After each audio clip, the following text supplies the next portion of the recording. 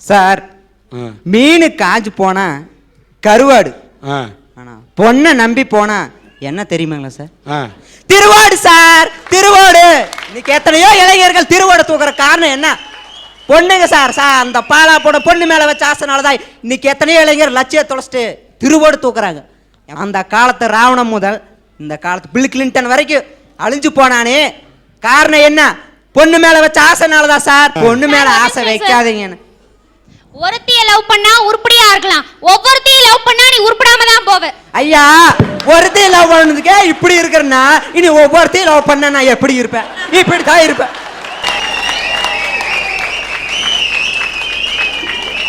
என் friend ஒருத்தன் ஒரு பொண்ணை லவ் பண்ணா சார். அந்த பொண்ணு லவ் பண்ணுச்சு. இந்த பொண்ணு என்ன சொல்லிச்சு அவங்ககிட்ட, இங்க பாரு எங்க வீட்டுல மாப்பிள்ளை பார்த்துட்டாங்க, என்ன நாளைக்கே நீ வந்து என்னை கூட்டிட்டு எங்கேயாச்சும் ஓடி போலாம் அப்படின்னு சொல்லிட்டா. இவன் என்ன சொன்னா, வெயிட் பண்ணு உங்க அப்பா கிட்ட சொல்லி நம்ம கல்யாணம் பண்ணிக்கலாம் அப்படின்னு. ஆனா இந்த பொண்ணு கேட்கல. இங்க பார், என் மேல நீ உண்மையான லவ் வச்சிருந்தீன்னா என்னை கூட்டிட்டு ஓடி போயிரு, இல்லைன்னா என்ன நீ போனமா தான் பாப்பேன்னு. அப்ப அவ கொடுத்த பிரஷர்ல இவன் என்ன பண்ணா, ஓடியே போனான். ஓடி போனான். இவங்க அம்மா என்ன பண்ணாங்க, பொண்ணோட அப்பா அம்மா சார் கம்ப்ளைண்ட் கொடுத்துட்டாங்க. போலீஸ்காரரை தேடுறாங்க சார். நாலா பக்கமும் தேடி அவனை போலீஸ் ஸ்டேஷன்ல 2 பேரை கொண்டாந்து உட்கார வச்சு பஞ்சாயத்து நடத்துறாங்க. அந்த பக்கம் பொண்ணோட அம்மா அழுதுட்டு இருக்கிறாங்க, கண்ணீர் அப்படின்னு பெருமூச்சு விடுறாங்க சார். இந்த பக்கம் இவன் இப்படி நின்று இருக்கிறான். அப்புறம் ஏமா போலீஸ்காரர் கேட்கிறார், இங்க பார், நீ உங்க அப்பா அம்மாவோட போறியா இல்ல இவனோட போறியா? அதுக்கு சார் எங்க அம்மா சூசைட் பண்ணிக்கின்னு சொல்லுது, அதனால நான் எங்க அப்பா அம்மாவோடைய போயிற சார் அப்படின்னுட்டா. அவன் சொல்லிட்டு போனா தான் இவனை போட்டு குமுறு குமுறுன்னு குமுறி துவச்சா அப்படியே காய போட்டாங்க, வாஷிங் மிஷின்ல துவச்ச மாதிரி. பாவம் சார். அதாவது ஓடி போனது என்னமோ 2 பேர் தான். ஆனா அந்த பொண்ணை ஒன்றும் கேட்காம இவங்க மட்டும் என்ன பண்ணாங்க, அவனை அடியோ அடின்னு அடிச்சு நோக அடிச்சு என்ன பண்ணாங்க சார், மூடையில உட்கார வச்சுட்டாங்க. எத்தனை வயசு? ஏன் சார் எத்தனை வயசு? வயசு 23 இருக்கு. நீ இப்ப உனக்கு என்ன வயசு? எனக்கு வயசு 21 சார். 21. என்ன படிச்சிருக்க? நான் டீச்சர் ட்ரைனிங் படிச்சிட்டு இருக்கேன். நீ காதலிக்க ஆரம்பிச்சியா? காதலிக்க முடிச்சிட்டேன் சார். காதல் ஆரம்பிச்சு முடிச்சிட்டேன். ஆமா. எந்த வயசுல? அது வயசு ஒரு 17 16 இருக்கு. 16 வயசுல காதலிச்சிருக்கிற? ஆமா சார். நீ ஏன் பேச மாட்டேன்? பொண்ணு மேல ஆசை வைக்காத, பொன்னான மனசே பூவான மனசே வைக்காத பொண்ணு மேல ஆசை. இப்படி எவன்டா பாட்டு எழுதுனா அப்படின்னு கேட்கலான்னு தோணுதா? கேட்க முடியல. எழுதுனது நானே, பாடினது நானே, நடிச்சது நானே, படம் பிடிச்சது நானே. இப்படி எழுதி தெரியாதனமா இந்த கிருஷ்ணமூர்த்தி எல்லாம் இப்படிலாம் பேசுவான்னு தெரிஞ்சா நான் எழுதியே இருக்க மாட்டேன் ஐயா. சார், தஞ்சாவூர்ல காதலிக்கிறவன் தான் காதலிக்கு கதமம் வாங்கி கொடுப்பான், மதுரையில காதலிக்கிறவன் மல்லி வாங்கி கொடுப்பான், இதே நம்ம ஊட்டியில காதலிக்கிறவன் ரோஜா வாங்கி கொடுப்பான். இதையெல்லாம் வாங்கிட்டு உலகத்தில் இருக்கிற எல்லா பொண்ணுங்களும் பசங்களுக்கு என்ன கொடுப்பா தெரியுங்களாங்க சார்? திருநெல்வேலி ஒரிஜினல் இருட்டு கடை அல்வாவை தான் கொடுப்பாங்க சார். அல்வாவை தான் கொடுப்பாங்க சார். இந்த கதையில எதுக்கு, என் கதையை கேளுங்க சார். நானும் ஒரு பொண்ணை லவ் பண்ணேன். அந்த பொண்ணு என்ன லவ் பண்ணுச்சு சார் 10வது படிக்கும் போது. அதை மறந்துட்டு பாருங்க. 10வது படிக்கும் போது சார். 10வது படிக்கும் போது காதலிச்சேன்னு சொல்றிய, இது நியாயமா சார்? 10வது படிச்சு பாஸ் பண்ற தகுதியை விட வேற என்ன தகுதி சார் வேணுங்கிறீங்க? இதுக்கு தனியா டிகிரி சர்டிபிகேட், டிப்ளமா சர்டிபிகேட் வச்சுட்டா சார் காதல் பண்ண முடியும். நீங்க சொல்ற மாதிரி பார்த்தா ஏன் சார் அந்த பொண்ணுக்கு என்னால கஞ்சி ஊத்த முடியாதா? கஞ்சி ஊத்த முடியும் என்ற தன்னம்பிக்கை இருந்தால் பரவாயில்லை. உன்ன மாதிரி சின்ன பையன்லாம் பொண்ணை அழைச்சிட்டு போயிட்டு உங்க அப்பா அம்மாவோட எதிர்ப்பை தாங்க முடியல, போலீஸோட தொல்லை தாங்க முடியல, நம்ம 2 பேரும் சேர்ந்து போயிடலான்னு நீ அந்த ஆண்மகனும் பெண்மகனும் சேர்ந்து விஷம் கொடுத்து விட்டு இறந்த எத்தனை காதல் கதை உனக்கு காட்ட வேண்டும்? காட்டவா? இழப்பது அவர்கள் மட்டுமல்ல, இழப்பது அவர்களுடைய எதிர்காலம் மட்டுமல்ல, அந்த 2 குடும்பத்தின் எதிர்காலம் புதைந்து விடுகிறது. 10ஆம் கிளாஸ் படிக்கக்குள்ள வர்றது உண்மையான காதலா? ஒரு பிசிக்கல் இன்ஃபாக்சுவேஷன், ஒரு இனக்கவர்ச்சி. ஒரு பொண்ணை பார்த்தா 10ஆம் கிளாஸ் படிக்கும் போது அவ அழகா தான் தெரியவா, அவளோட மனசை பார்க்கல. நீங்க அழகா மட்டும்தான் பார்க்குறீங்க. அழகு எத்தனை நாளைக்கு நிலைக்கும் சார்? நான் காதல் பண்ண பொண்ணு வந்து நபிதா மாதிரியோ சிம்ரன் மணியோ இல்லை, கருப்பு தான் சார். நானும் மனசை பார்த்து தான் காதலிச்சேன். ஆனால் அவங்க வீட்டில் அவங்க அப்பா ஒரு மொரமாம இருக்கிறேன்னு சொன்னான். சரிங்களா சார்? மொரமாம இருக்கிறேன்னு சொல்லிட்டு எனக்கு ஒரு மொரமாம இருக்கிறான், அவனை தான் கட்டிக்கொன்னு எங்கள் அப்பா சொல்லிட்டாரு. அதனால எனக்கு வேற வழி தெரியல, நான் வந்து எங்கள் மொரமான தான் கட்டுவேன் அப்படின்னு சொல்லிட்டு என்னை விட்டுட்டு போயிட்டா நான் என்ன சார் பண்ணுவேன்? இப்பதான் சார் சொன்னாரு எஸ்எஸ்எல்சிக்கு அவ விட்டுட்டு போயிருவான்னு தெரியலையா? அப்போ அம்மா சொல்றது வாஸ்தவம் தான். அதாவது முன்னாடியே அவ கழட்டிட்டு போன்னு தெரிஞ்சுன்னு வச்சுக்கோ, நான் அவளை காதலே பண்ணியிருக்க மாட்டேன். சரிங்களா? அப்ப அவ விட்டுட்டு போவான்னு தெரிஞ்சப்பவே நீ அவளுக்கு பக்குவத்தை ஊட்டி காதலிச்சு. ஆமா, ஊட்டி காதலிக்குது, கொடைக்கானல் காதலிக்குது, கோத்தகிரி காதலிக்குது, கோயம்புத்தூர் காதலிக்குது. ஏம்மா நீ வேற வயிற்றுல கொட்டுற? நீ வந்து 10ஆம் கிளாஸ் படிக்கிற வயசுல காதலிச்சுட்டு இப்ப பேசுற. என் முறமாமனை தான் அவ கட்டிப்பன்னு சொன்னால, அவளோட நீ எத்தனை நாள் பழகிருப்ப சார்? 2 வருஷம். அவ 2 வருஷம் பழகக்குள்ள நம்மளோட பழகுவா. இவளுக்கு ஒரு முறமாம இருக்கானே, இந்த முறமாமனையும் மீறி இவ எதிர்த்து நின்று நம்மளத்தான் கட்டிப்பானான்னு நீ என்னைக்காவது யோசிச்சியா? 2.5 மணி நேரம் பார்க்கிற ஒரு படத்தை 2.5 மணி நேரம் முடிஞ்சோன்னையே ஜட்ஜி பண்ற நீ 2.5 வருஷமா ஒரு பொண்ணோட பழகும் போது அந்த பொண்ணு எப்படிப்பட்டவன்னு ஜட்ஜி பண்ண முடியாத நீங்கெல்லாம் ஏன் காதலிக்கணும்?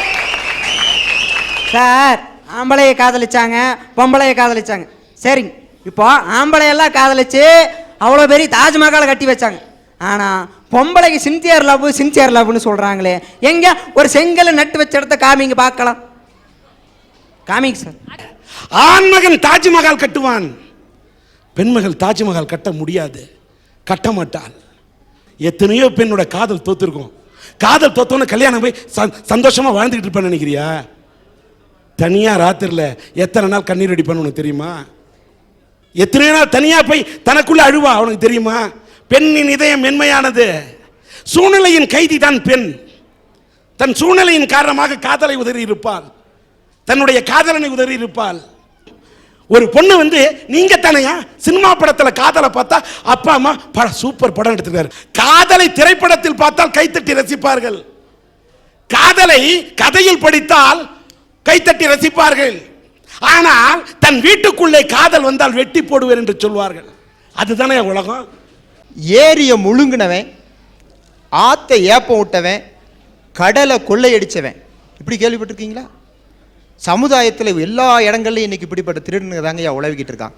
இந்த திருடனர்களால் என்ன ஆகி போச்சு தெரியுங்களா? ஆண்டுக்கு 10 மாதம் மழை பெய்யக்கூடிய 2வது சிறப்புஞ்சின்னு சொல்ற ஒரு பகுதிங்க. இன்னைக்கு அந்த ஊரினுடைய நிலைமை என்னன்னு பார்த்தீங்கன்னா, நீரூற்றுக்கள் எல்லாம் வறண்டு கொஞ்சம் கொஞ்சமா வறட்சியை நோக்கி போயிட்டு இருக்குதுங்க. இன்னைக்கு அப்படி ஒரு கொடிய சூழ்நிலைக்கு இந்த நீலகிரி மாவட்டமே வந்துட்டு இருக்குன்னு சொன்னா சமவெளிய பகுதியை பத்தி ஐயா சொல்ல வேண்டியது இல்லைங்க. ஐயா, இவர் இப்ப சொல்றதெல்லாம் பொய்.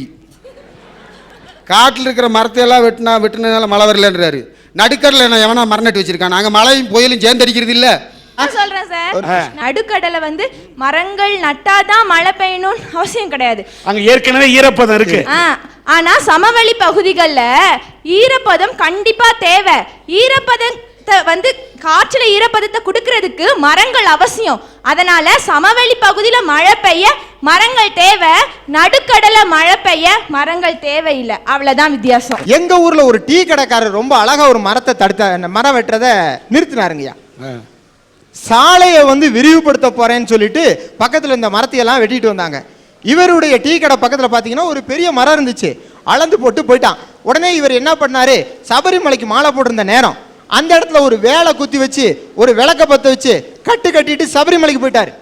மரத்தை வெட்ட வந்த ஆளுங்க என்ன பண்ண, அதிகாரிகள் ஆகா இது சாமி மரமாச்சேன்னு சுத்தி கும்பிட்டு விட்டு போயிட்டான். ஐயா ஐயா, இவர் சொன்னார் இல்லை மரத்தை காப்பாத்துருக்கு.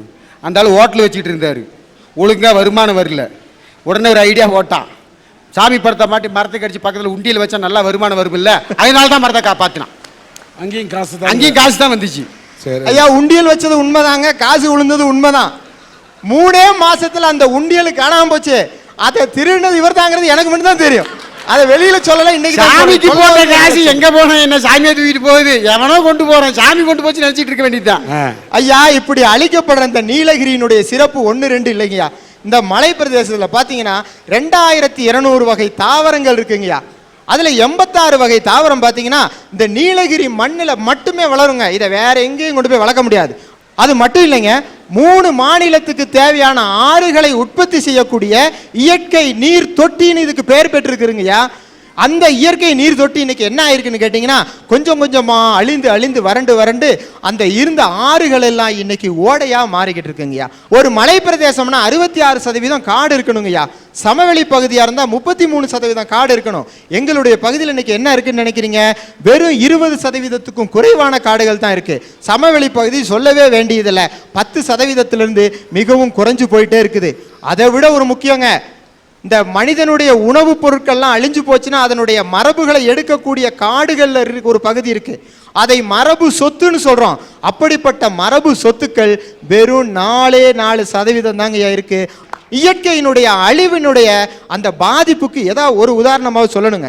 எல்லாரும் வர்ற அத்தனை பேரும் போய் பார்க்குற இடம் இந்த படகு இல்லம். ஒரு காலத்தில் எப்படி இருந்துச்சுங்களா, அந்த தண்ணியை பார்த்தீங்கன்னா அப்படியே பளிங்கு மாதிரி இருக்கும், எடுத்து குடிக்கிற அளவுக்கு தூய்மையான தண்ணியாக இருந்தது. இன்னைக்கு அந்த படகு இல்லத்தோட நிலைமை என்ன தெரியுங்களா? நல்ல என்ன நிறம்னு கண்டுபிடிக்க முடியாது, பச்சை மாதிரி இருக்கும், நீல மாதிரி இருக்கும், கருப்பு மாதிரி இருக்கும் ஒரு தண்ணி. ஏன் அப்படி மாறி போச்சுன்னு கேளுங்க. அந்த நீர் இயற்கையை அழிச்சதுனால ஓடைகள் எல்லாம் வத்தி போய் படகு ஓட்டுறதுக்கு தண்ணி இல்லை. நம்ம ஆலோசனை பண்ணி பார்த்தாங்க, என்ன பண்றது, ஊட்டியினுடைய ஒட்டுமொத்த சாக்கடையும் எங்கடா கொண்டு போறதுன்னு யோசனை பண்ணிக்கிட்டு இருந்தாங்க. நல்ல ஐடியா கிடைச்சது, உரா போட் ஹவுஸ்லன்னு விட்டான். ஒட்டுமொத்த சாக்கடையினுடைய சங்கம் ஐயா அந்த ஏரி. இன்னைக்கு வருகிற எல்லா மக்களும் அதில் போய் அழகா காதல் ஜோடியை பார்க்கணும். அதுக்குள்ள அந்த படகுல இருந்து கை தண்ணியை விட்டு அந்த கையில் அள்ளி தெளிச்சு புல்லரிக்கிற அந்த காட்சி இருக்கு பாருங்க. அந்த காட்சியை பார்க்கும்போது அவங்களுக்கு புல்லரிக்கும், அது எங்களுக்கு ஃபுல்லா அரிக்குங்க அதை பார்க்கும்போது. இயற்கையை பத்தி முதல் சிந்தனையை கொடுத்தவன் நம்மளுடைய வள்ளுவனுங்கய்யா. மணி நீரும் மண்ணும் மலையும் அணி நில காடும் உடையது அரண் அப்படிங்கிறாருங்கய்யா. நல்ல தண்ணி, சுத்தமான நீர், மண்ணினுடைய வளம், இயற்கையினுடைய அழகு மாறாத காடு, இது 3 தாண்டா உனக்கு அரண்னு சொன்னார். அரண்னா பாதுகாப்பு. பாதுகாப்பு பண்றோம். இன்னைக்கு ஒவ்வொரு நாடும் கோடிக்கணக்கான செலவை எதற்காக செலவிடுகிறது தெரியுங்களா ஐயா? நாட்டினுடைய எல்லையை பாதுகாக்கிறதுக்கு. இயற்கையான காற்று இல்லை, நோயினுடைய பாதிப்பு, எத்தனை குழந்தைகள் செத்து கொண்டிருக்கிறது.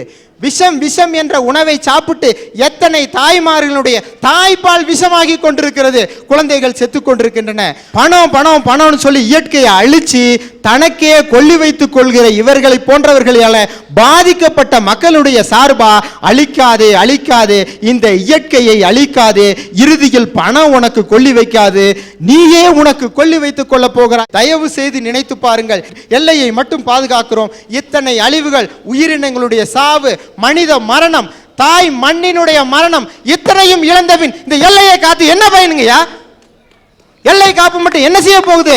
முதல்ல அதை விட முக்கியத்தை இந்த இயற்கையை காப்பதற்கு கொடுங்கள். இயற்கைக்காக உங்களுடைய நிதியை கொடுங்கள், இயற்கைக்காக உங்களுடைய உயிரையும் கொடுங்கள், அது தப்பு இல்லை. தமிழ்நாட்டுக்கு சார் இப்ப 2007 இருக்கும், 2025க்குள்ள கிட்டத்தட்ட 12 கோடி மரத்தை நாம் நட வேண்டும். நட்டாதான் தமிழ்நாடு வளமா மும்மாறி பொழியும். அதனால தான் ஊட்டியை சுத்தி பார்த்தேன். எவ்வளவு மரங்கள் வெட்டப்பட்டிருக்கு, எத்தனை வனங்கள் அழிக்கப்பட்டிருக்குது. கண்ணீர் வடிச்சேன், ரத்த கண்ணீர் வடிச்சேன். ஆனா ஏதோ ஊட்டிக்கு வந்தோம், அரட்டை அரங்கத்தில் பேசிட்டு போகணும் இல்லாம, நாளைக்கே ஊட்டியில எங்களால் முடிந்த அளவுக்கு மரக்கன்றுகளை நடக்கூடிய இந்த பணியை தொடங்கி விட்டுத்தான் ஊட்டியை விட்டு இந்த அரட்டை அரங்கம் செல்லும் என்று இந்த அரட்டை அரங்கத்தின் குழு முடிவு செய்திருக்கிறது. அந்த அடிப்படையிலே நாளை ஊட்டியிலே மரக்கன்றுகளை நடுவோம், அந்த பணியை நாங்கள் தொடர்வோம். அதை பராமரிக்கிறதுக்கும் அதை வளர்க்கறதுக்கும் நல்ல இதயங்கள் படைச்ச நிதி திரட்டுவோம், மரக்கன்றுகளை நடுவோம்.